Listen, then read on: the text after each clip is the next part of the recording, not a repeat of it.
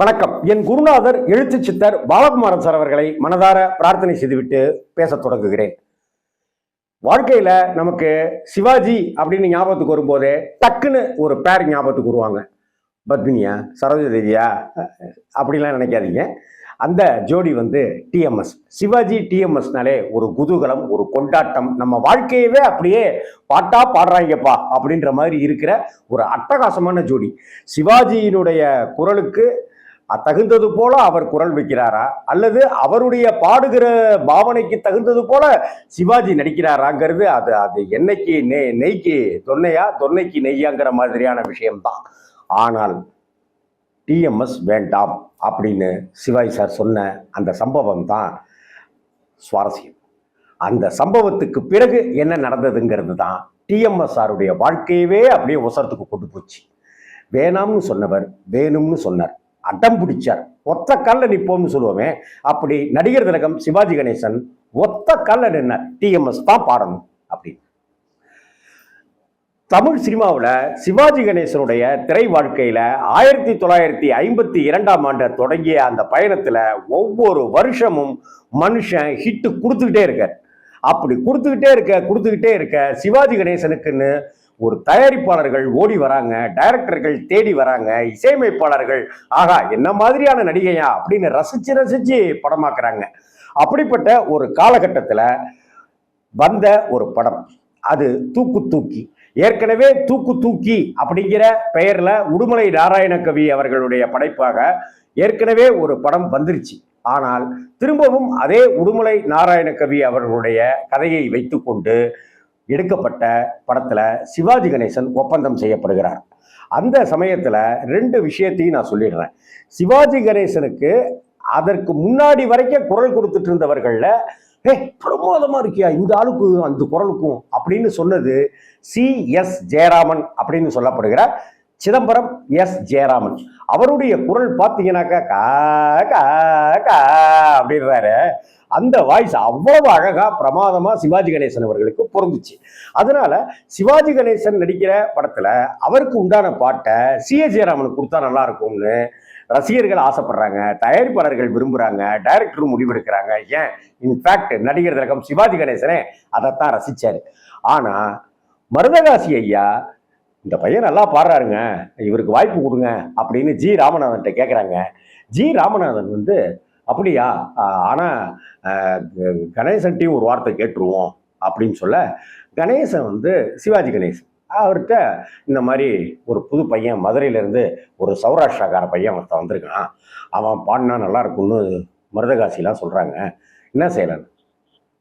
வேண்டாம், எனக்கு சிதம்பரம் ஜெயராமன் பாடினாதான் சரியாக இருக்கும், தயவு செஞ்சு அதை கெடுத்துடாதீங்க, விட்டுருங்க. இல்லை தம்பி, அந்த பையன் நல்லா பாடுவானா? வேணாங்க, சி.எஸ். ஜெயராமன் இருக்கு. யாரு? சிவாஜி சார். இல்லை தம்பி, வேணான்னு சொல்கிறேன் சார், விட்டுருங்க, வேணாம், இது நல்ல ஜோடியாக இருக்குது, அப்படியே இருக்கட்டும். சிவாஜி தொடர்ந்து மறுத்து கொண்டே இருக்கிறார்.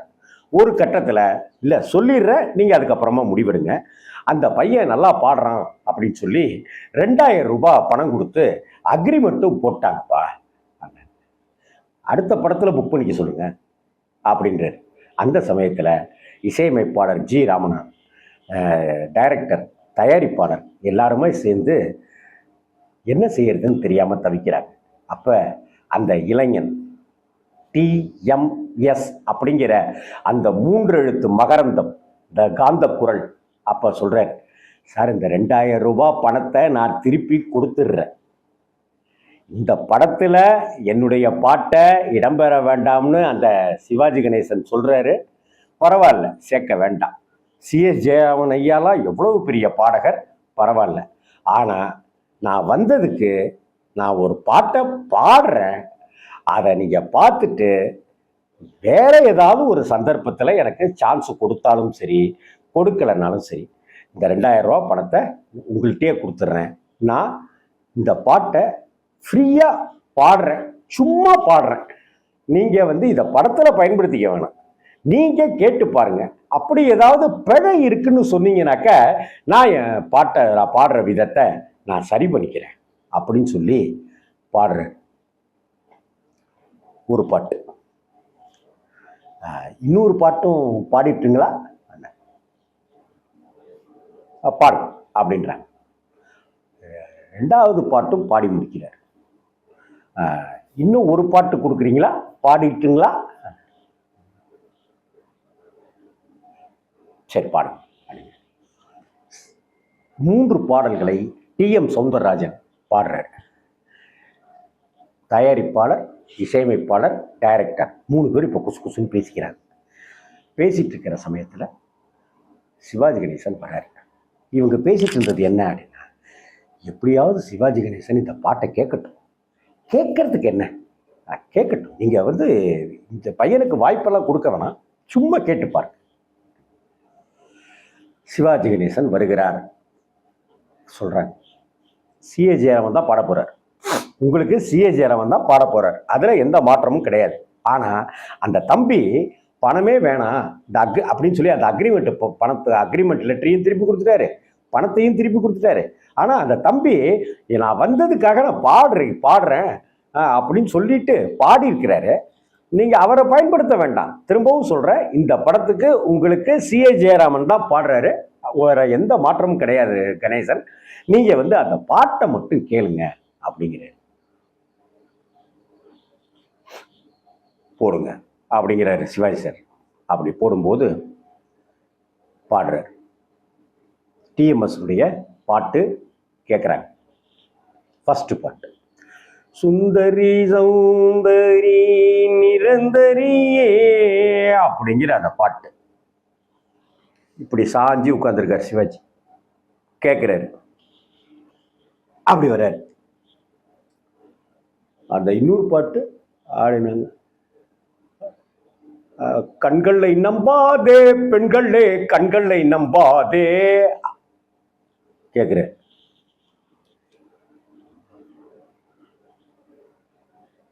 பாடிருக்காரா?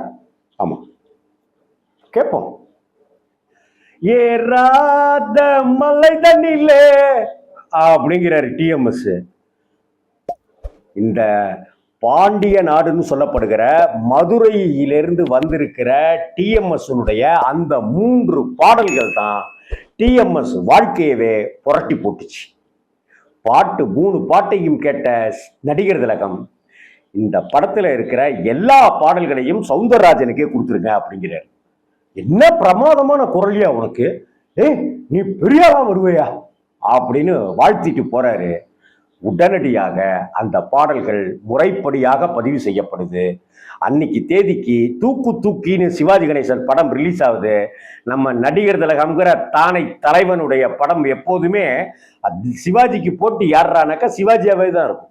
ஏன்னா அந்த காலத்திலேயே தூக்கி ரிலீஸ் ஆகிற அன்னைக்கு இன்னொரு படமும் மோதுது.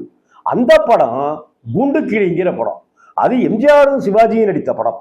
அந்த படத்துல சிவாஜி கெட்டவர், இந்த படத்துல சிவாஜி வழக்கமா வரிசையா எல்லார்கிட்டையும் துரோகங்களை சந்திக்கிறவர்.